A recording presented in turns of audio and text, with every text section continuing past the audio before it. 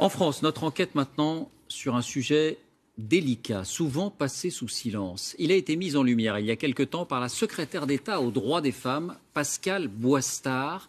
Il y a sur notre territoire des zones où les femmes ne sont pas acceptées, a-t-elle déclaré à nos confrères de Marianne. De quoi s'agit-il?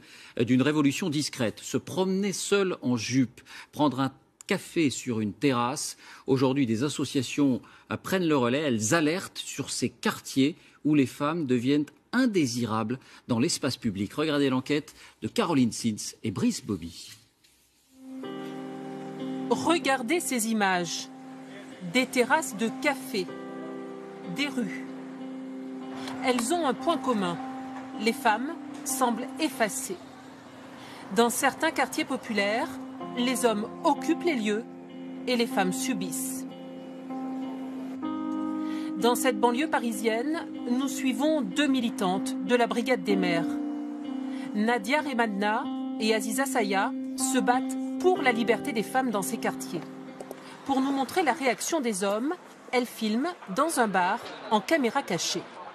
Dès l'entrée, on leur demande pourquoi elles viennent. Cherchez qui, madame? On cherche quelqu'un. Un monsieur?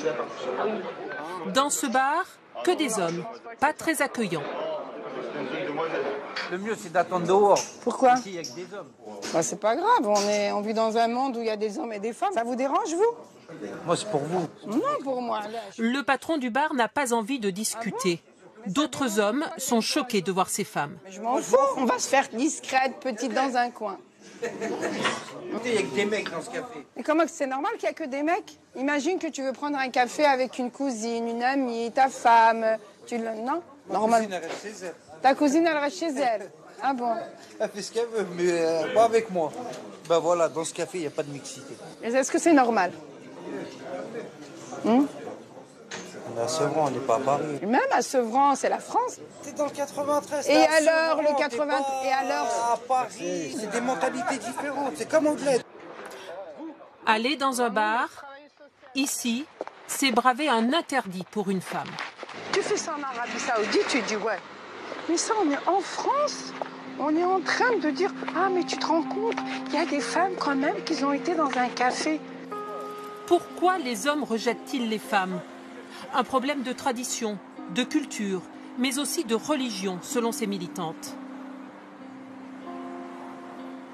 En 2005, quand il y a eu les révoltes des banlieues, on a appelé les grands frères pour calmer les jeunes. Et puis voilà, qui dit grand frère, ça veut dire on a exclu déjà la femme, on a exclu la mère, on n'a pas fait appel aux parents, ce qui aurait été plus légitime. En fin de compte, on a donné la place à ces hommes qui aujourd'hui, j'allais pas dominent, mais qui ont pris les quartiers, qui ont pris la place, quoi.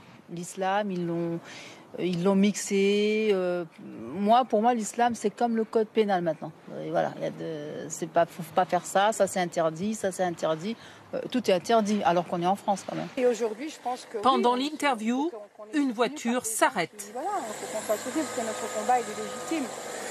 Les plus jeunes que je connais, mais bon. Une façon d'intimider ces femmes, régulièrement menacées. Elles préfèrent arrêter l'interview. Dans cette banlieue de Lyon, des femmes semblent s'être résignées. Comme cette assistante maternelle qui fait tout pour ne pas se faire remarquer. On met des vêtements sombres, des pantalons, pas de jupe, pas de maquillage déplacé, de rouge à lèvres rouge, c'est pas possible. Voilà. On s'efface, on essaie de s'effacer, d'être le plus discret possible. Pourquoi? Parce qu'on a peur, tout simplement. À Rieux-la-Pape, 20% de chômage, de nombreux commerces fermés. Les maîtres des lieux sont de jeunes hommes. Peu de femmes dans la rue et notre caméra n'est pas la bienvenue. Allez, on y va les filles, on va faire quelques commerces. Des femmes ont pourtant décidé de se battre. Régulièrement, elles organisent des marches. Habitantes du quartier, de tous bords politiques, elles veulent reprendre leur place, s'imposer. Comme dans ce café fréquenté uniquement par des hommes. On ait cette notion de convivialité, oui. Voilà, Oui. de convivialité, parce que c'est important dans une ville. Oui. Que ça se mélange, qu'il n'y ait pas un endroit où on passe comme ça. Il faut que tout le monde soit à l'aise, et puis aussi qu'ils amenez vos femmes, enfin. Embarrassé, le patron se défend. J'accepte tous les clients. J'ai pas de problème avec les femmes, ni avec les hommes, ni avec tout le monde. Mais ici, aucune femme. La priorité de l'organisatrice des marches, c'est de convaincre les habitantes musulmanes de participer. Mais notre but, un petit peu, nous, c'est de mélanger. Voilà, ce qu'on aimerait, c'est... Après, il y a les convictions religieuses qui font que la femme, elle peut pas trop se mélanger. Enfin, elle peut pas du tout, même il n'y a pas de mixité, en fait. Sous le regard des hommes du quartier, difficile de parler librement. En plus, on parle, ils sont pas contents parce qu'ils nous regardent de travers. Voyez où votre fille boire un café là? Certaines femmes ne comprennent pas l'intérêt de la démarche. Mais moi, je ressens pas le besoin, comme vous disiez, madame. Vous avez parlé des bistrots. Il faut aller dans les bistrots. Moi, je ne ressens pas le besoin d'aller dans les bistrots. Et quand elle décide de s'installer à une autre terrasse de café, les hommes préfèrent quitter les lieux. Cette fois encore, la marche n'aura séduit qu'une seule partie des femmes. Il n'y a pas beaucoup de femmes musulmanes, elles trouvent l'idée très bien, mais elles ne nous suivent pas. Pourquoi? Bah ça, je sais pas. Hein. Ça, je sais pas. Peut-être, je sais pas.